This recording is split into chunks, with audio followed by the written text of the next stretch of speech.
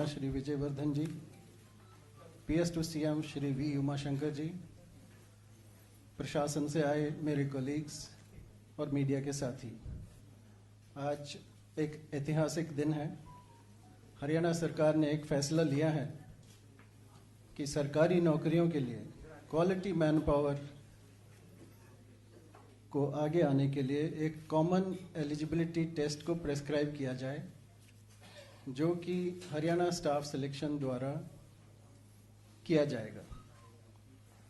ये group C and D posts और non gazetted teaching jobs के लिए किया जा रहा है। इसके बारे में डिटेल में बताएंगे हमारे chairperson Haryana staff selection commission. उससे पहले मैं थोड़ी सी रूपरेखा बताना चाहूँगा कि इससे पहले का जो तरीका था रिक्रूटमेंट का, उसके अंदर जब भी कोई एडवर्टीजमेंट आती थी तो एप्लीकेंट को उसके लिए रजिस्टर करना पड़ता था, उसकी एक अलग फीस पे करनी पड़ती थी और उसके बाद एग्ज़ाम होते थे। सरकार ने चाहा है कि कैंडिडेट को हर एग्ज़ाम के लिए बार बार रजिस्टर ना करना पड़े और बार बार फीस का पेमेंट ना करना पड़े। इसलिए ये एकल पंजीकरण और कॉमन पात्रता परीक्षा का आदेश आज सरकार ने दिया है। इसके तहत सब एप्लीकेंट्स को एक पोर्टल पर रजिस्टर करना होगा, एक ही बार फीस जमा करनी होगी और उसके बाद कॉमन एलिजिबिलिटी टेस्ट उसे देना होगा। सरकार जब भी कोई रिक्रूटमेंट करेगी तो उसके अंदर स्टाफ सिलेक्शन कमीशन जो है वो एक CET score, common eligibility test score के हिसाब से कैंडिडेट्स को इनवाइट करेगा। अगर 50 से कम सीटें हैं तो 5 गुना, और अगर 50 से ज़्यादा हैं तो 3 गुना कैंडिडेट्स को बुलाया जाएगा। इस जो एग्ज़ाम SSC करवा रहा है कॉमन एलिजिबिलिटी टेस्ट का, उसका जो स्कोर है उसके अंदर 2 आइटम्स इंक्लूडेड हैं। एक तो CET जो टेस्ट है उसका, और दूसरा सोशियो इकोनॉमिक क्राइटेरिया और एक्सपीरियंस। सोशियो इकोनॉमिक क्राइटेरिया और एक्सपीरियंस का जो वजन है वो ग्रुप D के केस में 10% वजन रखता है और ग्रुप C के केस में 5% वजन रखता है। ज़्यादा समय ना लेते हुए मैं अब chairperson Haryana staff selection Shri Bharat Bhushan ji को इनवाइट करूंगा कि वह यहाँ पर आएँ और स्कीम के बारे में और डिटेल में आपको संबोधन करें।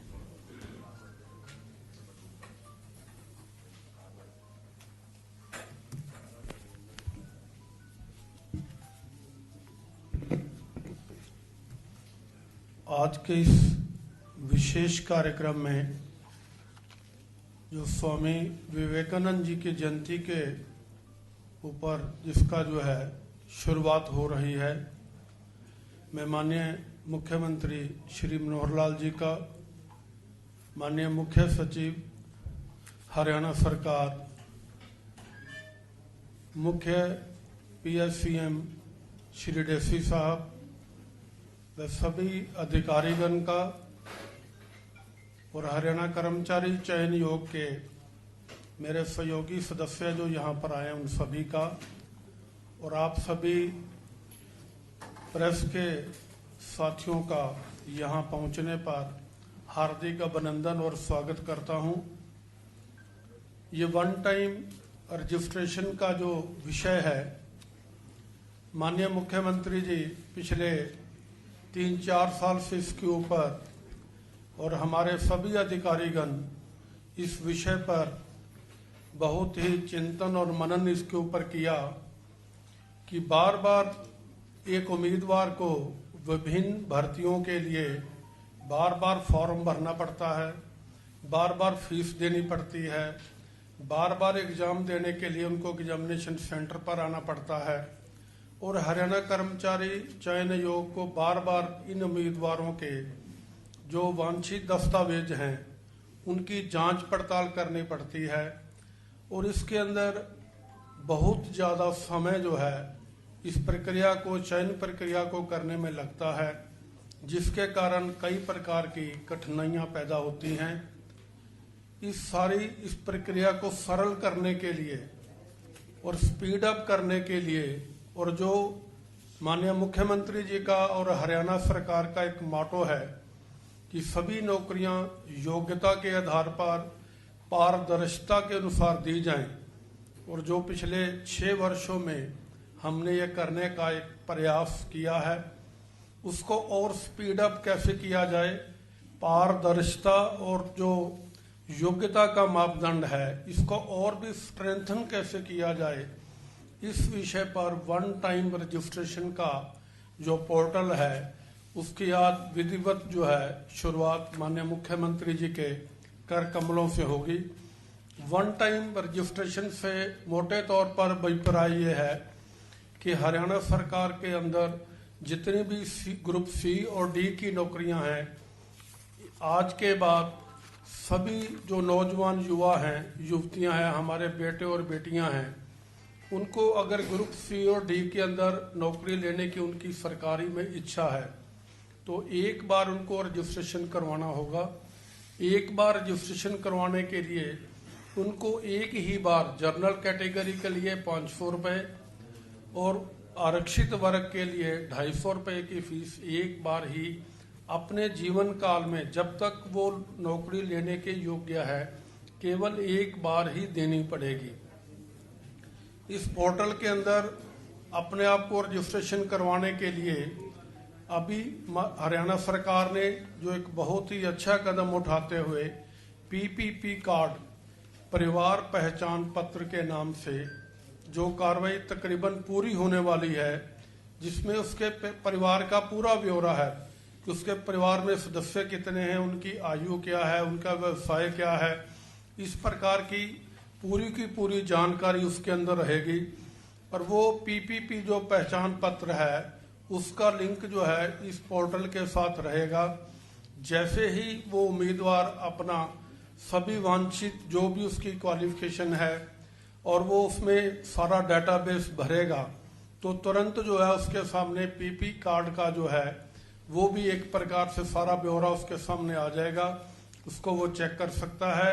अगर उसको कोई कठिनाई नजर आती है पीपी कार्ड के अंदर, अगर कोई और दस्तावेज हैं या कोई जानकारी उससे अलग है जो वो भर रहा है, तो सबसे पहले उसको पीपी कार्ड के अंदर जाके वहां जाके उसको करेक्ट करेगा, और करेक्ट करने के बाद जब इस एप्लीकेशन को पूर्ण भर देगा, भरने के बाद, पढ़ने के बाद उसको पूरी सत्यनिष्ठा से उसके ऊपर अपने हस्ताक्षर करेगा और उसको डाउनलोड करके अपलोड दोबारा करेगा, तो उसको एक यूनिक आईडी नंबर प्राप्त होगा जो उसको जीवन भर जो है, जब तक वो योग्यता है उसके अंदर नौकरी लेने की, आयु के अनुसार, क्वालिफिकेशन के अनुसार, ये उसके एक प्रकार से काम आएगा। और ये इसका प्रथम चरण है। दूसरा जो चरण है वो सीईटी है, कॉमन एंट्रेंस टेस्ट, जो कि केवल ग्रुप सी और डी के लिए अलग अलग से होगा। ग्रुप सी के और डी के लिए जो भी वर्ष में कम से कम एक बार करवाने का जो है हम प्रयास करेंगे, जैसा हरियाणा सरकार की ओर से हमें आदेश प्राप्त होगा। सीईटी के अंदर आने के बाद मान लीजिए ग्रुप सी के अंदर का एंट्रेंस टेस्ट लिया जाता है तो उसकी वैधता 3 वर्ष तक रहेगी। 3 वर्ष तक वो जो टेस्ट है उसका स्कोरिंग रहेगा। और जैसे ही हरियाणा कर्मचारी चयन आयोग हरियाणा सरकार के किसी भी विभाग द्वारा, इदारे द्वारा किसी भी पोस्ट के लिए हमारे पास रिक्विजिशन आएगी, मान लीजिए पटवारी के लिए 500 पोस्ट के लिए आता है, तो उसके लिए जैसे ही हम उन सीईटी के अंदर ग्रुप सी के लिए जिन्होंने टेस्ट दिया है तो उनका जो डाटा होगा, जो बेसिक क्वालिफिकेशन मान लीजिए 10+2 है, तो उसके अंदर जितने भी उम्मीदवार इच्छावान हैं उनको हम जो है यस करने के लिए अपने पोर्टल पर आमंत्रित करेंगे।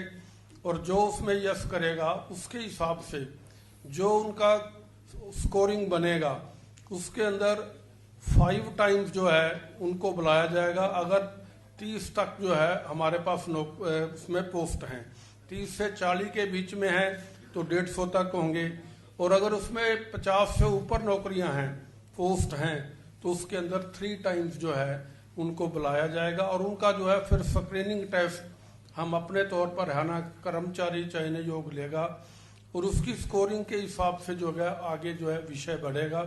एक जो सबसे महत्वपूर्ण इसके अंदर बात है कि 10 मार्क्स का जो सोशियो इकोनॉमी का क्राइटेरिया हरियाणा सरकार ने आम जनता के लिए, सुविधा के लिए, उनको जो बिल्कुल भी अंतिम लक्ष्य पीछे सबसे पीछे बैठा हुआ व्यक्ति है, जिसके परिवार में एक भी नौकरी नहीं है, ऐसे लोगों के लिए जो सुविधा दी है, उसके अनुसार उन सभी जो 4 हमारे उसके अंदर मापदंड हैं कि उसके परिवार में किसी के पास नौकरी नहीं है, अगर कोई हमारी बहन और बेटी विधवा है उसके लिए भी उसके अंदर 5 नंबर का प्रावधान है, और उसके अनुसार जो है अगर कोई डीनोटिफाइड उससे वर्ग से है तो उसके लिए भी है, और एक उसके अंदर जो है अगर कोई प्राइवेट नौकरी में हरियाणा सरकार के अंदर काम कर रहा है किसी इदारे के अंदर जो नियमानुसार उसमें आता है, अगर उसके पास कोई एक्सपीरियंस है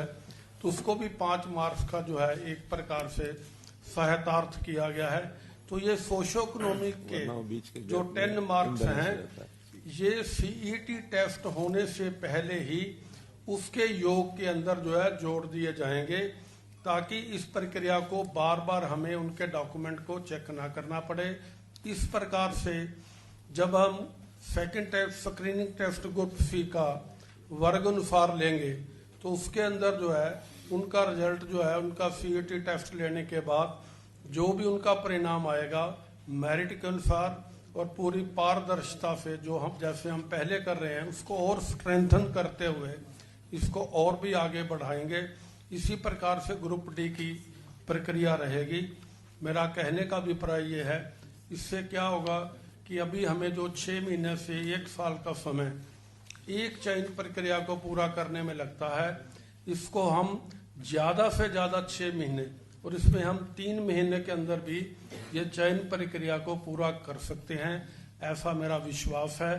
और यही माननीय मुख्यमंत्री जी का और पूरे हरियाणा सरकार का भी यही विषय है कि इस चयन प्रक्रिया को पूरी योग्यता, मेरिट, पारदर्शिता के साथ और स्ट्रेंथन करते हुए आगे बढ़ाया जाए और इसको स्पीड अप किया जाए। इसका मुख्य उद्देश्य जो है, जो हमारे युवा पढ़े लिखे युवा हैं जो ग्रुप सी और डी में नौकरी प्राप्त करना चाहते हैं, उनको कम से कम समय में एक ही बार फीस देकर, एक ही बार फॉर्म भरकर और कर्मचारी चयन आयोग के कार्यालय में डॉक्यूमेंट वेरिफिकेशन के लिए कभी आना ना पड़े। तो एक प्रकार से सुलभ और सरल एक प्रक्रिया जो आज माननीय मुख्यमंत्री जी के द्वारा शुरू होने जा रही है, इसमें इस कार्यक्रम में आने के लिए आप सभी का बहुत बहुत धन्यवाद। एक बार अगर सीटी टेस्ट देना तो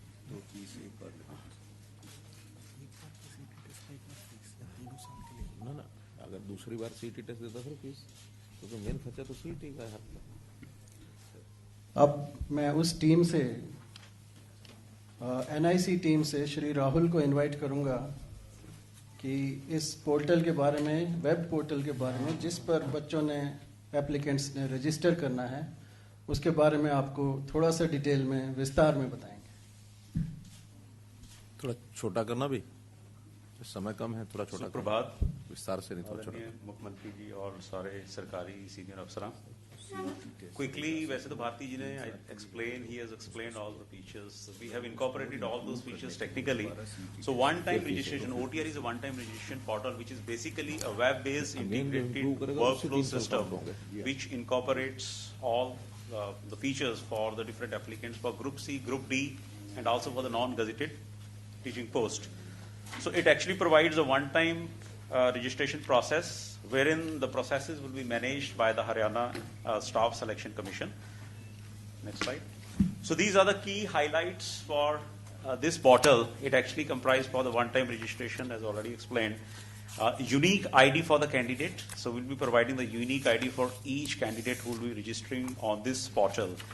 And this is one of the most important feature for the e-verification. You need not go for the manual verification for the documents. We are facilitating the e-verification of all the documents which the applicant will be uploading on this portal.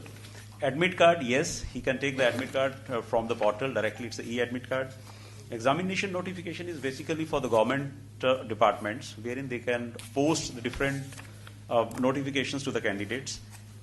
CT score, yes, also he can view the e-CT score over the portal. And as Bharti sir has already explained, so this is going to be the faster recruitment process. Instead of spending 6 months to 1 year, we'll be able to accomplish all the achievements for this registration and the test conduction and also the score view within 6 months. So basically, there is no haphazard for the documentation verification part, so wherein we save a lot of time. The next part. So these are the basic broad level features. Mobile, yes, we use the mobile number for mobile-based authentications. We also integrated the PPP Parivar Pehchan Patra APIs, through which we are actually fetching all the family details through the family ID for the applicant, and all the details he need not fill. It will be automatically populated into the portal. Some of the details he has to update, say for example, if a correspondence address he want to furnish a different address. Common application, yeah, it's a common application for all the different examinations. We have a payment gateway. We have ESP support, where you have this eligible support professional details you can upload, and the documents will be verified online. And last and not the least, email-based authentication. Detailed application functionality. The application will be able to not only upload, but also he can update his profile any point of time. As Bharti sir already explained, this is the first phase. So consecutively, we'll be coming with phase 2 and phase 3. So in the consecutive phases, we'll have the dashboard, which provides not only the departments, but also the applicants to view different kind of reports. So we'll be using some open source based dashboard tools to facilitate these features. It's going to be a single place for viewing all the applicants' details and also enlisting all the government listed jobs. User can download the print the admit card, and also he can view the scorecard. The next one. These are the other key functionalities which we have covered and will be covering in the consecutive phases. Alerts to the applicants based on the post, the positions, and the application criteria. There will be different application alerts which will be formulated and sent to the applicants. Exam details, yes, the departments will be adding these exam dates. The qualification criteria, the fees. So fees is already fixed if there is any changes on that front, and the different centers. The department can also view the different applications which are received against a particular post. Already explained e-document verification, scorecard, customize real-time reports. So this is going to be a unique key feature for this portal. When we'll have the dashboard, we can have these customized real-time based reports. We'll be using open source tools for this. E-admit card, generating the candidate list, and examination day specific activities. So, sir, we are ready for the launch. I invite, sir.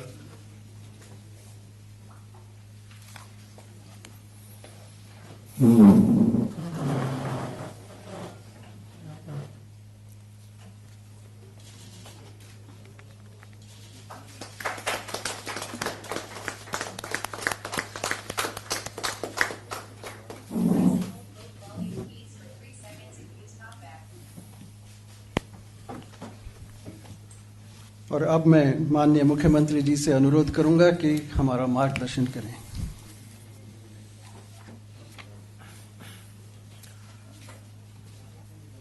आज के इस press conference में हमारे सभी पत्रकार, छायाकार बंधुओं, हम जानते हैं कि आज भारतीय संस्कृति के अग्रदूत स्वामी विवेकानंद जी का जन्म दिवस है 12 जनवरी, और इस दिन को हम राष्ट्रीय युवा दिवस ये मनाते हैं। युवा ही वास्तव में एक ऐसा हमारा स्रोत है ऊर्जा का कि जिसके उसकी अपनी टैलेंट, उसका अपना योग्यता, उसके अपने गुण, उसकी अपनी क्षमता, उससे हम अपने देश को, समाज को खूब आगे बढ़ा सकते हैं। हमने हरियाणा में युवाओं के विकास की ओर पर्याप्त ध्यान दिया है।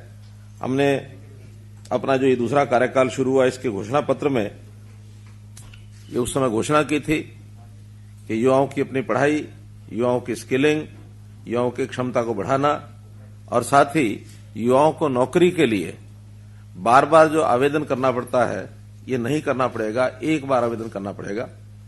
उसी के ऊपर कार्यक्रम को आगे बढ़ाते हुए हमारी आईटी टीम ने, हमारे स्टाफ सिलेक्शन कमीशन ने मिलकर के एक जो पोर्टल बनाया उसका आज विधिवत लॉन्च किया है। इस अवसर पर मैं सभी प्रदेश के युवाओं को शुभकामना देता हूं। अपने एनआईसी, आईटी डिपार्टमेंट और स्टाफ सिलेक्शन कमीशन, इन सब के यानी कर्मचारियों को, अधिकारियों को भी बधाई देता हूं कि इन्होंने एक इस प्रकार का ये पोर्टल बनाया है। अब आगे से हरियाणा कर्मचारी चयन आयोग अपना जो सी और डी का जैसा बताया गया है, कर्मचारियों का जो चयन है वो इसी पोर्टल के माध्यम से ही करेंगे। वन टाइम रजिस्ट्रेशन आज से शुरू कर दिया गया है और अब ये 3 महीने तक यानी 31 मार्च, 3 महीने माने 12 दिन कम हो गए इसमें, 31 मार्च तक 2021 तक ये पोर्टल खुला रहेगा और सब लोग, चाहे वो 10वीं पास है, 12वीं पास है, ग्रेजुएट है, हायर एजुकेशन का व्यक्ति है, एक ही फॉर्म पर अपनी सारी डिटेल्स भरेगा। और जो कम क्वालिफिकेशन वाला है वो तो केवल डी में ही अपने परीक्षा दे पाएगा, लेकिन इससे ऊपर के क्वालिफिकेशन वाले यानी +2 और इससे ऊपर के क्वालिफिकेशन वाले चाहे तो वो डी में भी परीक्षा दे सकते हैं, चाहे तो सी में भी दे सकते हैं। कॉमन एलिजिबिलिटी टेस्ट जो है ये दोनों का अलग अलग होगा, सी का अलग होगा, डी का अलग होगा। डी में तो जो भी उसकी मेरिट लिस्ट बनेगी इंक्लूडिंग सोशो इकोनॉमिक मार्क्स मिला करके, उस मेरिट के आधार के ऊपर ही जो ऊपर के जितने भी कैंडिडेट्स होंगे उनको ऑटोमेटिकली नौकरी मिलेगी। हाँ, उसमें जो विशेष उनकी उपलब्धि चाहिए, जिनके लिए जैसा विशेष उनका अनुभव या तकनीकी अनुभव, इसके अलग से जो सर्टिफिकेट की आवश्यकता होगी, उन सर्टिफिकेट के लोगों को ही अपनी मेरिट के हिसाब से वहां नौकरी मिलती जाएगी। अलग से दूसरा टेस्ट नहीं होगा। लेकिन ग्रुप सी में डिपार्टमेंट की जो भी पोस्ट होंगी उस पोस्ट के हिसाब से उसका एक टेस्ट दोबारा होगा। और वो जैसे बताया कि अगर 30 पोस्टें हैं अप टू 30 तो 5 टाइम्स, 30 से 50 तक 150 फिक्स होंगे और 50 से ऊपर 3 टाइम्स, ताकि फिर वो 50 से ऊपर 3 टाइम्स 150 से ऊपर निकल जाएंगे। तो इस प्रकार से 3 स्लैब्स उसके बनाए गए हैं और मैं समझता हूं कि बहुत बड़ी एक सुविधा ये युवकों को, क्योंकि एक ही युवक बार बार टेस्ट भरता है, बार बार टेस्ट के लिए फार्म भरता है और उसको बार बार फीस देनी पड़ती है। उसकी बजाय वो 3 साल के लिए एक बार ही अपनी पात्रता टेस्ट के लिए ही फीस होगी। अगर वो दूसरी बार उसको इंप्रूव करना चाहता है तो उसको फीस वो दोबारा देनी होगी, क्योंकि मुख्य जो कॉमन एलिजिबिलिटी टेस्ट है ये फीस उसकी है। बाकी जितने भी आगे टेस्ट होंगे ग्रुप सी के, उसमें कोई भी फीस नहीं होगी। तो इसलिए, और जब भी वो आखिरी फीस जमा कराएगा उसके 3 साल तक वो वैलिड रहेगी। उस 3 साल से, मानो पहले साल कराता है 3 साल तक, और हो सकता है वो दूसरे साल फिर जमा करा के अपना टेस्ट देना चाहता है तो फिर 4थे साल तक रहेगी। तो इसलिए ये एक 3 साल की उसकी एलिजिबिलिटी हर टेस्ट की ये रहा करेगी। मित्रों, जैसा आप देखते हैं पहले हमारे, हाँ जी, एक एलिजिबिलिटी टेस्ट के लिए, वो एलिजिबिलिटी टेस्ट 3 साल के लिए वैलिड होगा। अगर 3 साल में आगे नहीं देता तो वहां तक रहेगी। लेकिन इंप्रूव करने के लिए अगर मानो उस अगले एलिजिबिलिटी टेस्ट के लिए फिर वो देना चाहता है तो फिर से उसको फीस देनी होगी, तो वो टेस्ट की उसकी भी फिर 3 साल वैलिड हो जाएगी। ये जो विभागीय टेस्ट में अगर रह जाएंगे तो उनको फिर क्या दोबारा कॉमन एंट्रेंस टेस्ट देना पड़ेगा? नहीं, वो 3 साल तक अलग अलग विभागों में भी टेस्ट देते रह सकते हैं। वो अगली बार फिर पोस्टिंग के लिए फिर दे सकता है। इंप्रूव करना तो बीच में इंप्रूव कर सकता है। अगर 3 साल तक उसने इंप्रूव भी नहीं किया, उसको उसके आधार पर कोई नौकरी भी नहीं मिली, तो वो 3 साल के बाद उसका ये पीरियड समाप्त हो जाएगा। अगले 3 साल के लिए फिर आना चाहता तो फिर आ सकता है। सामान्यतः होगा ये कि जो एलिजिबिलिटी टेस्ट में हायर मार्क्स के जितने भी बच्चे हैं, कैंडिडेट्स हैं, वही नौकरी के लिए बार बार प्रयत्न करेंगे। बहुत नीचे जो रह जाएंगे वो या तो इंप्रूव करेंगे या छोड़ के अपना काम करेंगे, क्योंकि इसमें हर एक बार के लिए उनको अलग अलग लालसा तंग नहीं करेगी। क्योंकि अभी तो क्या होता है, एक मान लो 5000 पोस्ट हैं, उन 5000 पोस्ट के लिए भी 10 लाख लोग आते हैं, 500 पोस्ट होती है उसके लिए 10 लाख फिर आते हैं, अगले किसी और विभाग की 2000 आ जाती है उसके लिए 10 लाख फिर आते हैं। तो वो जो बार बार आने का क्रम या बार बार एग्जाम लेने की बात, ये परेशानी युवकों के लिए भी खत्म होगी और डिपार्टमेंट भी सुविधाजनक तरीके से अपने पूरी क्षमता से इन टेस्ट को जल्दी से जल्दी कम टाइम में करा सकते हैं। इसमें जो नौकरी पा जाएगा वो अगर अपग्रेड करना चाहता है तो उसके लिए कुछ समय बाध्यता होगी या वो नहीं कर पाएगा, क्योंकि अभी भी ऐसे ही है, जो नौकरी पा जाता है दोबारा टेस्ट देता रहेगा वो। हाँ, वो दे सकता है। वो इस आधार पर ये रजिस्ट्रेशन तो उसका नौकरी का खत्म हो गया, वो नए सिरे से रजिस्ट्रेशन करा के फिर कर सकता है, क्योंकि एक बार नौकरी जिसको मिलेगी वो इसमें से डिलीट हो जाएगा। जब आपने कहा 31 मार्च तक इस पे आवेदन कर सकते हैं, लेकिन इसमें परिवार पहचान पत्र की एक शर्त भी है। परिवार पहचान पत्र का काम तो सर प्रोसेस है, मुझे लगता नहीं है कि आप 31 मार्च तक या इन बिटवीन कोई आवेदन करते हैं तो उसकी तो दिक्कत रहेगी सर। जब भी कोई आवेदन करता है और उसका परिवार पहचान पत्र नहीं है तो उसी समय पहले वो पहचान पत्र बनाएगा और पहचान पत्र तुरंत बनता है। वो तो जो नहीं बनवा रहे वो पूरा करने के लिए समय लगेगा, लेकिन आवेदन करने से पहले अगला अपना परिवार पहचान पत्र कहीं भी किसी भी सेंटर पर जाके बनवा सकता है। बनवाएगा, अपना नंबर लिखेगा, उसको रजिस्ट्रेशन करेगा, तो इसलिए परिवार पहचान पत्र में टाइम नहीं लगता है। हाँ, एक चीज और क्लियर करनी है कि ये परिवार पहचान पत्र हरियाणा के डोमिसाइल का ही बनता है, लेकिन डोमिसाइल पहले कभी हमारे यहाँ 15 साल की पीरियड था कि जो 15 साल से हरियाणा में रह रहा है उसी का डोमिसाइल बनेगा। अब उसका हमने पीरियड 5 साल कर दिया कि 5 साल से भी कोई हरियाणा में रह रहा है तो उसका भी डोमिसाइल बनेगा। 5 साल से कम अगर है तो उसको एक टेम्परेरी रेजिडेंट आईडी दी जाएगी, वो भी भर सकता है फॉर्म, यानी दूसरे प्रदेश का भी भरना चाहे तो भर सकता है। वो टेम्परेरी आईडी उसको ये मिलेगी, उस टेम्परेरी आईडी के आधार पर वो सारी जानकारियां उसकी ऑटोमेटिक उसके अंदर भरी जाएंगी। उसको ऐसा नहीं कि वो नहीं भर सकता है, तो भर सकता है, लेकिन उसको एक टेम्परेरी आईडी मिलेगी, उस आधार पर वो भरेगा।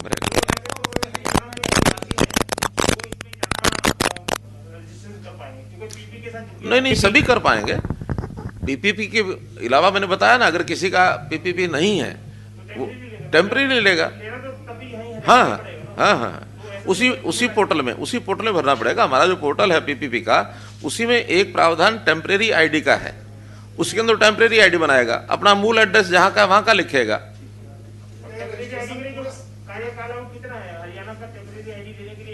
मैंने बताया 5 साल का रेजिडेंट जब तक नहीं होता तब तक वो टेम्परेरी पर रहेगा।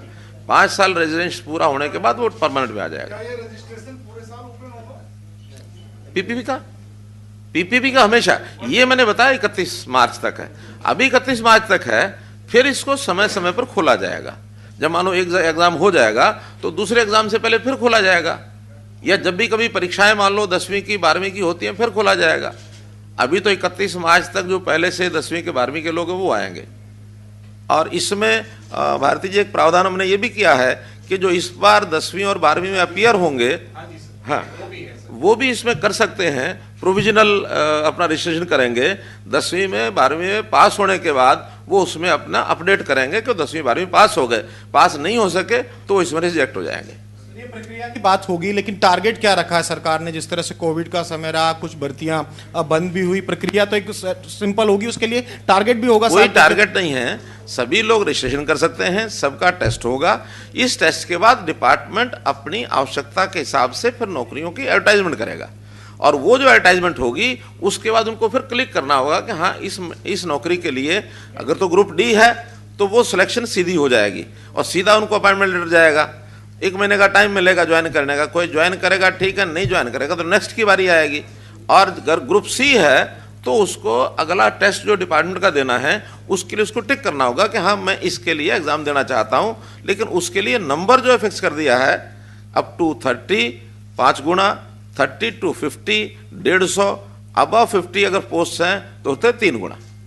तो उतना जो अपर होंगे, मानो एग्जाम लेना है 200 लोगों का, टिक कर दिए 400 लोगों ने, तो मेरिट में अपर 200 होंगे, उन्हीं का एग्जाम होगा, बाकी का नहीं होगा। अगर कहीं पे कुछ गड़बड़ी पाई जाती है तो कैसे? मैंने बताया कि इससे बड़ी तो ट्रांसपेरेंसी नहीं हो सकती।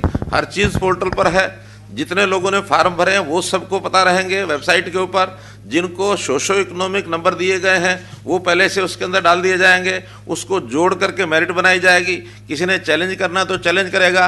ये जो 10 नंबर के मार्क्स हैं ये तुरंत जैसे रजिस्ट्रेशन 31 मार्च को पूरी हो जाएगी उसके तुरंत बाद वो उनकी एप्लीकेशन के आधार पर नंबर डल जाएंगे। तो नंबर डलते ही जब सीईटी का टेस्ट होगा, कॉमन एलिजिबिलिटी टेस्ट, उससे पहले किसी ने चैलेंज करना तो उसको चैलेंज कर सकता है। तो इसलिए पर्याप्त मात्रा में इसकी पारदर्शिता है। और फिर जब एग्जाम होगा उनके सबके मार्क्स भी सबको पता होंगे कि किसकी मेरिट क्या आई है, वेबसाइट पर देखेंगे। 3 टाइम्स 5 टाइम्स का हमने स्कोर बता दिया, सबको पता है। जिस दिन टिक करके लोगों ने भर दिया, जब डेट आएगी उस डेट के बाद भी टाइम दिया जाएगा, इतने टाइम तक आप टिक कर सकते हैं। टिक करने की डेट तक वो नंबर फिर आ जाएगा। उस नंबर में कितने लोगों का टेस्ट होगा वो पता लग जाएगा। 600 लोगों ने टेस्ट किया, 300 ने, मानो 600 लोगों ने टिक किया, 300 ने यदि टेस्ट देना है तो अपर 300 कौन है सबको पता लगेगा। कहीं उसमें कोई छुपाई हुई बात नहीं है। हर किसी को अपने पोर्टल वेबसाइट पर ये चीजें नजर रहेंगी। साल में कि 2 होंगे? ऐसा कि अभी इस पर काम चल रहा है, क्योंकि ये कोई भी तैयारी होगी वो कम से कम 5 महीने 6 महीने उसमें लगने हैं। आज उसकी तैयारी शुरू करेंगे, इधर से रजिस्ट्रेशन चलता रहेगा, तो 6 महीने का मतलब है जून से पहले तो ये नहीं होगा। तो पहला टेस्ट जून में होने के बाद तभी हम डिसाइड करेंगे कि अगला टेस्ट कब करना है। लेकिन साल में एक जरूर होगा, अगर आवश्यकता रही 2 भी हो सकते हैं। ये वन टाइम रजिस्ट्रेशन जैसे आपने किया है, ऐसे ही युवाओं के लिए ऑनलाइन ही एग्जाम अगर वो देना चाहे तो ऐसा कोई विचार कर रहे हैं कि चूंकि अभी ग्राम सचिव का पेपर हुआ है सर, 6.5 लाख के करीब अभ्यर्थी थे और इधर से उधर तो नहीं जाना पड़ा, आपने उनके लिए सुविधा कर दी, जिलों में सेंटर दे दिए।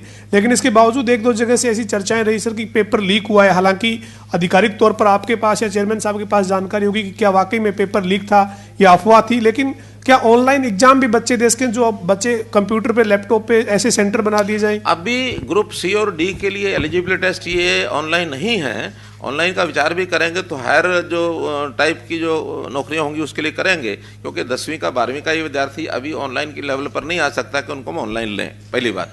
दूसरी बात जो आपने कही, ये ठीक है कि एक केस पकड़ा गया है और उस केस में कोई एक टेक्निकल आइटम लेकर के और वो व्यक्ति अंदर गया था, उसने बहुत बारीक चिप एक उससे बरामद हुई और उस चिप के माध्यम से वो सारा सिस्टम पता लग गया है। उसमें जो लोग इसके पीछे काम कर रहे थे उनका भी पता लगा है। 14 लोगों को गिरफ्तार कर लिया गया है, एफआईआर हो गई है। लेकिन मुझे नहीं लगता कि वो उससे ज़्यादा आगे कहीं बढ़ा होगा। कोशिश उनकी रही होगी कि बहुत बड़ा एक कोई स्कैंडल करने की, लेकिन टेक्निकल चीज़ों को पकड़ने के लिए भी टेक्निकल चीज़ें ही ज़रूरत है। अभी उसकी छानबीन चल रही है कि कहाँ तक क्या किसकी उसकी कोशिश की गई होगी। अब ये चूँकि बहुत पुराने ऐसे ऐसे ग्रोह बने हुए हैं जो हर चीज़ की कहीं ना कहीं काट निकालते हैं। अब टेक्निकल लड़ाई तो टेक्निकल चीज़ों से लड़ी जाएगी। अब उसका प्रबंध कर रहे हैं हम कि कैसे उसको आगे करेंगे, लेकिन आगे ये नहीं होगा। ये कहीं ना कहीं फ्लॉ ऐसा जो एक आध जगह मिला है, इसमें कहीं ना कहीं कोई शरारत जो की गई है या इस प्रकार का जो अपराध किया गया है, बहुत ही टेक्निकल आदमी ने जिसको सारी चीज़ों की जानकारी होती है उसने किया है। तो उसको एक छोटी चिप के माध्यम से और वो सारी दूर बैठा हुआ आदमी कोई उनको बता रहा था, उस पकड़ा गया वो। ये जो स्टैट जो है टीचर्स का भी स्टैट होता है। अब क्योंकि ग्रुप सी में हमने जो अदर जो है नॉन गेस्टेड में लिखा टीचिंग का, अब एस्टेट वालों को सी टेट देना पड़ेगा जो बड़ा सीईटी है या वो एस्टेट नहीं, एस्टेट अलग है, उनका स्टेट एस्टेट चलता रहेगा वो। केवल नॉन क्या है वो नॉन गेस्टिंग टीचिंग जो है वो ग्रुप सी के साथ होगा।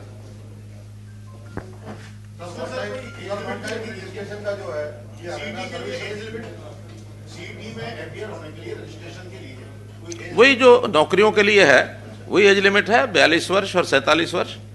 सर वन टाइम रजिस्ट्रेशन का ये लाभ हरियाणा सर्विस सिलेक्शन कमीशन में रहेगा या हरियाणा पब्लिक सर्विस कमीशन में? नहीं, अभी स्टाफ सिलेक्शन कमीशन, अभी केवल स्टाफ सिलेक्शन कमीशन का ग्रुप सी और डी में ही है, ये ए और बी में नहीं है। एचपीएससी तो ए और बी की ही नौकरियां करते हैं। इसमें एक चीज़ और क्लियर करनी है कि जो सोशो इकोनॉमिक है वो ग्रुप डी में तो मैक्सिमम 10 मार्क्स दिए जाएंगे, ग्रुप सी में मैक्सिमम 5 मार्क्स दिए जाएंगे। उसमें 2-3 तरह के प्रावधान होते हैं कि जिसके घर में कोई नौकरी नहीं है, कोई भी नौकरी नहीं है एक भी ब्लड रिलेशन में, तो उसको ही 5 मार्क्स दिए जाते हैं। फादरलेस जो है उस जवान को भी 5 नंबर दिए जाते हैं, या विडो है 5 नंबर हैं, और इसी प्रकार की 2-3 कैटेगरीज है। लेकिन टोटल मिला करके वो 10 से ज़्यादा नहीं होंगे और ग्रुप सी में 5 से ज्यादा नहीं होंगे। अब की बार टारगेट क्या है सरकार का नौकरियों का, कि कितनी नौकरियां निकाली जाएंगी इस वर्ष में? और क्योंकि अभी पहले जो 5,000 पुलिस की है वो अभी तो मैं एक जानकारी आपको ये दे रहा हूं कि हमने किया क्या क्या है पिछले 6 साल के अंदर। ये जानकारियां युवाओं को आखिर कैसे कैसे हमने उनको सहयोग किया, कैसे उनको लाभ पहुंचाया, कैसे उनके जीवन को सुखी करने की हमने कोशिश की। आपको ध्यान में है कि पहले जितने भी ये पर्ची खर्ची के सिस्टम चलते थे, भाई भतीजावाद, पैसा लेना, ये करना वो करना, अपने अपनों को दे, मुड़ मुड़ रेवड़ियां। देखिए अब सारा पूरा मत क्या करो आप लोग। तो कुल मिला के उस सारे को हमने बदला है, और बदलने के बाद 6 साल में 80,000 नौकरियां हमने दी है। और कोई पिछले 6 साल का कोई पीरियड, 5 साल का पीरियड उठा करके देख लें, इतनी बड़ी संख्या में नौकरी कभी भी नहीं दी गई है। एवरेज पर ईयर भी लगा लेंगे तब भी नहीं दी गई है। सी और डी में हमने इंटरव्यू खत्म किया। पहले इंटरव्यू में ही सारा कुछ मार लगती थी। हमने देखा ये पीटीआई वाला केस, हमने देखा ये C&V आर्ट वाले, वो जो ड्राइंग टीचर जो थे, केवल इंटरव्यू के ऊपर उठा के भर्तियां कर दी गई। सुप्रीम कोर्ट में जाकर के उनको अल्टीमेटली उनकी नौकरियां कैंसिल हुई। अब एक व्यक्ति धोखे से, सच्चाई से, बुराई से, बेईमानी से मानो नौकरी ले गया, और उसके साथ 10 साल के बाद, 15 साल के बाद ये स्थिति बनती है, क्या यानी परिवार का बनता होगा। उसके प्रति हमें यानी हमारी संवेदनशीलता उनके प्रति जरूर है। गलत हुआ, ठीक हुआ, एक वो भूमिका जिसकी है उसकी है, लेकिन जिसने नौकरी ली वो जैसे भी ले गया, लेकिन 16 साल के बाद, 15 साल के बाद उसको नौकरी से बाहर कर दिया गया। ये भी बहुत एक स्थिति ऐसी है। लेकिन मैं दावे से कह सकता हूं कि हमारी ये 80,000 नौकरियों में से, 6 साल की नौकरियों में से एक भी रिजेक्ट नहीं हुई है। स्टे लगते रहे हैं, जो भी जाता है स्टे लेके आता है, लेकिन उसके बाद उसको कभी मुंह की नहीं खानी पड़ेगी कोई नौकरी हमारी रद्द हुई हो, कोई भी एक भी। पुलिस में भी हमने TRP system, transparent recruitment process जो चलाई थी, सबसे पहले हरियाणा में चलाई गई, जिसके अंदर यानी लगभग 8-10 हज़ार पुलिस की भर्तियां हमारी पिछले 6 साल में हुई हैं। चाहे वो सब इंस्पेक्टर की हुई हैं, चाहे वो कांस्टेबल की हुई हैं, पुरुषों की, महिलाओं की, सब तरह की। लेकिन हमने सिस्टम उसमें दायर किए, और सिस्टम के अंदर कभी कोई फ्लॉ नहीं निकला।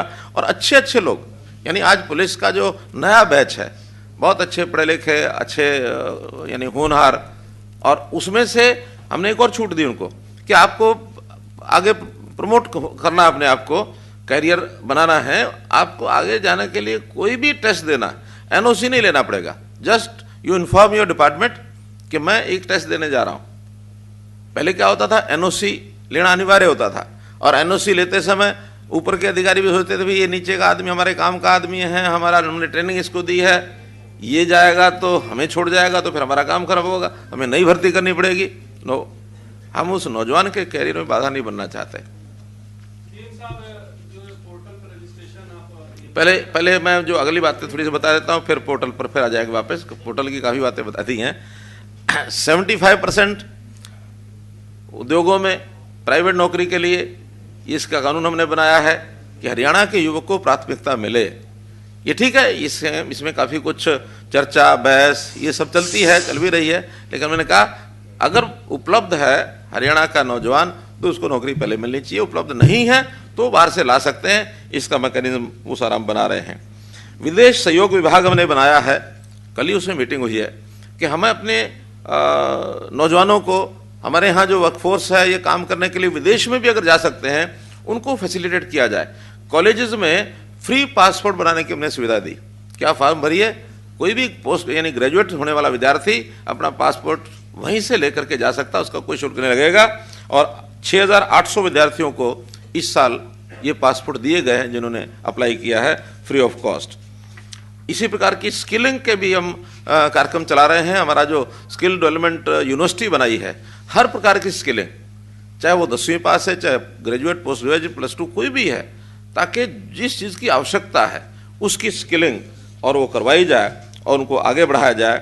ये भी हमने जो काम किया है उसके अंदर भी केवल यूनिवर्सिटी में 12,000 विद्यार्थी वो स्किलिंग का उनका तैयारी हो गई है। और इसके अलावा स्किलिंग यूनिवर्सिटी के इंडस्ट्री के साथ MOUs हो रहे हैं। लगभग 50 इंडस्ट्री के साथ MOU हुए हैं, जहां इंडस्ट्री में ही ट्रेनिंग दी जाएगी जिस चीज़ की आवश्यकता है, और वही इंडस्ट्री उनको एब्जॉर्व करेगी, ट्रेनर्स उन यूनिवर्सिटी वाले होंगे, सर्टिफिकेट्स के लिए यूनिवर्सिटी देगी, उनकी देखरेख में उनकी ट्रेनिंग का जो एग्ज़ाम पार्ट है वो उसके लिए यूनिवर्सिटी करेगी। और उसका एक MOU करने के बाद इसमें भी बड़ी संख्या में नौजवानों को भर्ती हो रही है। हमने रोजगार मेले भी लगाए, 577 रोजगार मेले लगे हैं 6 साल में, 60,800 बेरोजगार युवाओं को उसमें नौकरी दी गई है। और इसके अलावा निजी कंपनियां जैसे ओला, उबर, GS4, जोमेटो और स्विगी, इनके साथ भी हमने अनुबंध किए और उसमें भी 79,000 युवाओं को रोजगार के अवसर प्रदान किए।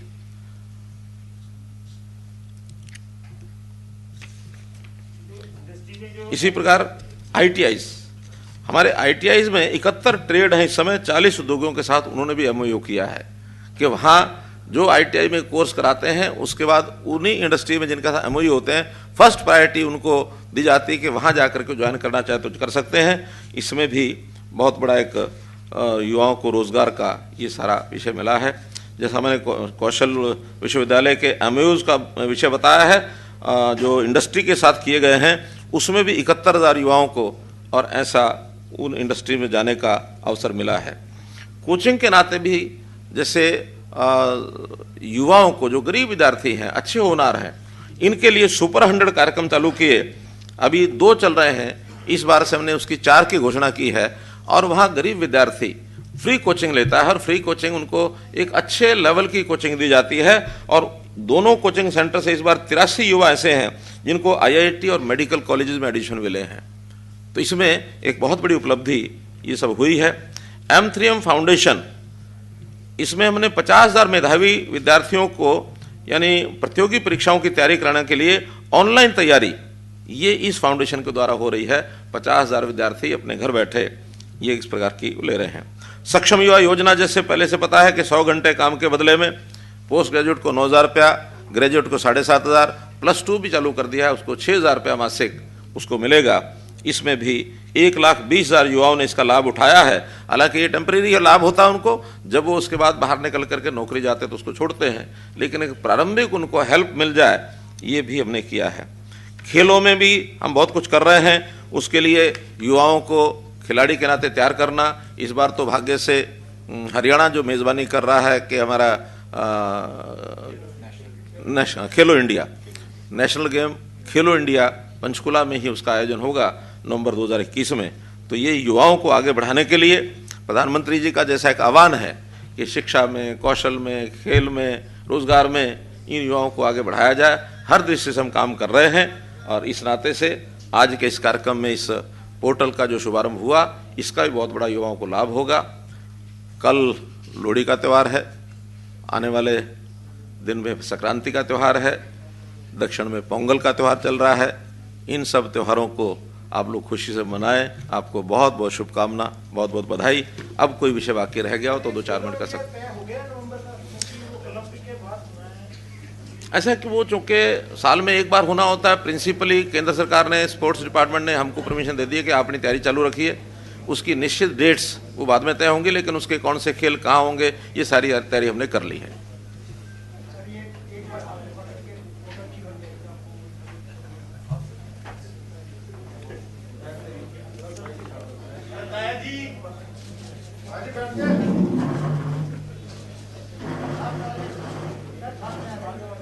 चलो ले लो।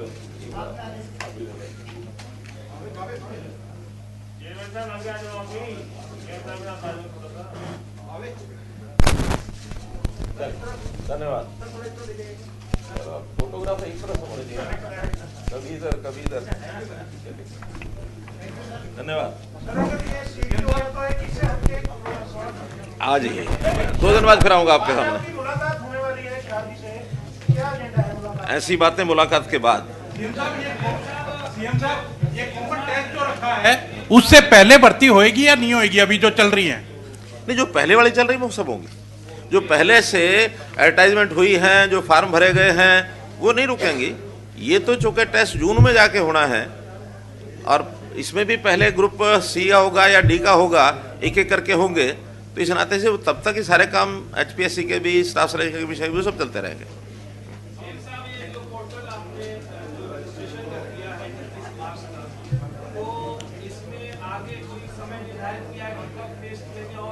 मैंने बताया ना लगभग 6 महीने की तैयारी सी टेस्ट की होती है, तो जून के आसपास डेट आएगी।